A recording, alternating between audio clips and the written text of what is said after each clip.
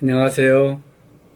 목디스크와 예뻐지는 연구소입니다. 오늘은 교통사고 후유증 불면증 이야기입니다. 첫 번째 이야기는 오래전 올림픽이 있었던 해에 동네에 살았던 계란장사 아주머니 이야기입니다. 6.25 전쟁 때 흥남에서 남쪽으로 왔다고 하여 금순씨라고 불러봅니다. 어느 날 금순씨가 지팡이를 하고 왔습니다. 어디 다쳤어요? 차 바퀴가 내 발을 넘어갔어. 교통사고를 별거 아닌 것처럼 쉽게 말합니다.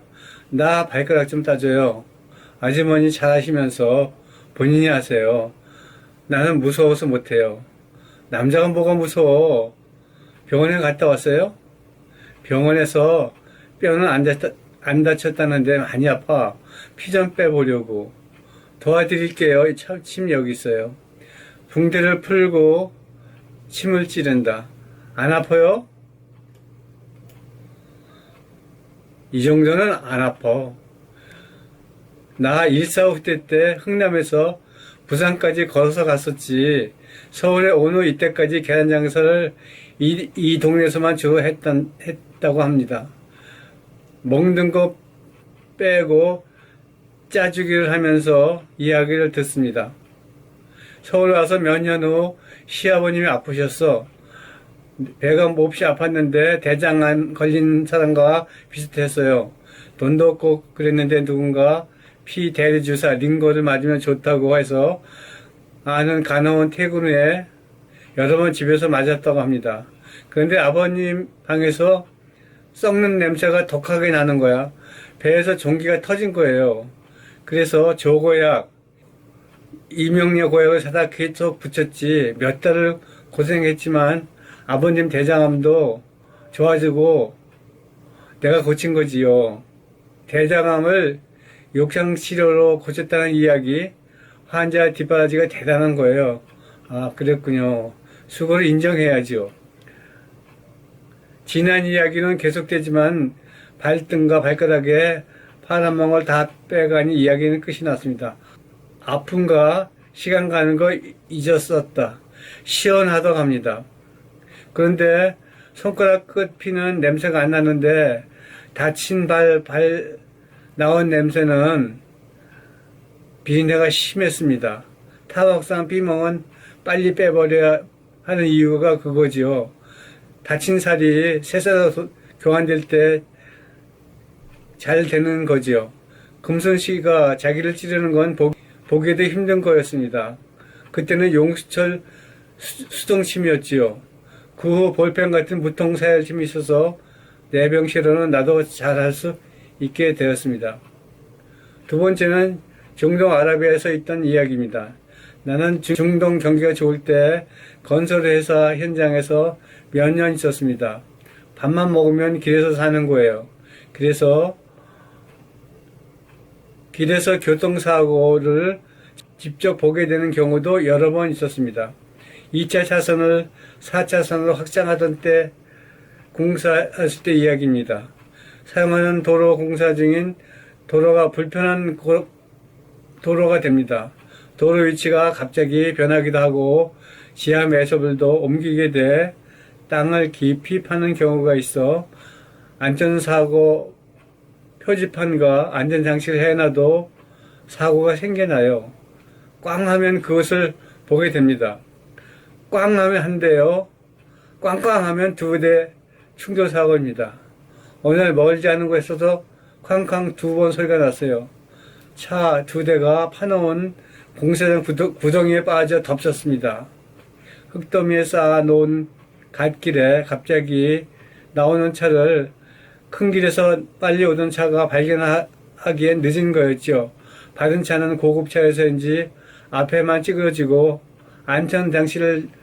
안전장치가 좋아서인지 사람은 멀쩡하고 받친 차 옆구리에 충돌했습니다. 구경 좋아하는 그곳 사람들 많이 모여들었습니다. 차 주차는 잘해요. 경찰이 와서 위에 차를 꺼내고 아래 차 운전자는 찌그러진 차에 끼어 있어서 몇 명이서 늘리고 운전사를 꺼내고 있을 때 내가 그곳에 가게 됐습니다. 구덩이 아래에서 위로 올리는데 위에서 받았습니다. 그래서 늘어진 사람을 구급차로 안고 옮기게 되었습니다. 이 외국인은 살렘씨, 살렘은 평화라는 뜻 인사말입니다. 그런데 살렘씨는 몸이 무척 뜨거웠습니다. 불덩어리 같았습니다. 차 있는 쪽으로 옮기면서도 뜨거운 열기를 느끼게 되고 얼마나 충격이 컸는지 사경을 헤매는 것 같았습니다. 강한 충돌이 열나게 하는 걸 처음 보았습니다. 열이 40도가 넘어가면 뇌를 다친다는데 빨리 병원으로 가야지 안타까워하였던 기억이 있었습니다. 세 번째 이야기는 나의 이야기를 어디서 들었는지 모르는 사람이 찾아와서 자기가 누군지 어디 사는 것도 말 안 해서 기순씨라고 불러봅니다. 기순씨는 잠을 못 자니 봐달라는 거예요. 내가 잠 못 자는 거 어떻게 해요? 막무가내예요. 어쩌고 저쩌고 6개월을 못 잤대요. 밤이면 더 무섭대요. 약을 먹어도 잠이 안 와요. 밤만 되면 집안 식구 모두 다 자니까 무섭대요. 밤이 싫은 거죠. 밤에 기대는 사람도 없고 혼자만의 시간이 너무 힘들다고 합니다. 잠을 자려고 해도 잠자면 귀신이 들어갈까봐 이런 생각도 오고 또 잠이 안 온답니다. 그래서 등을 약하게 두드려 보니까 아파서 절절매요.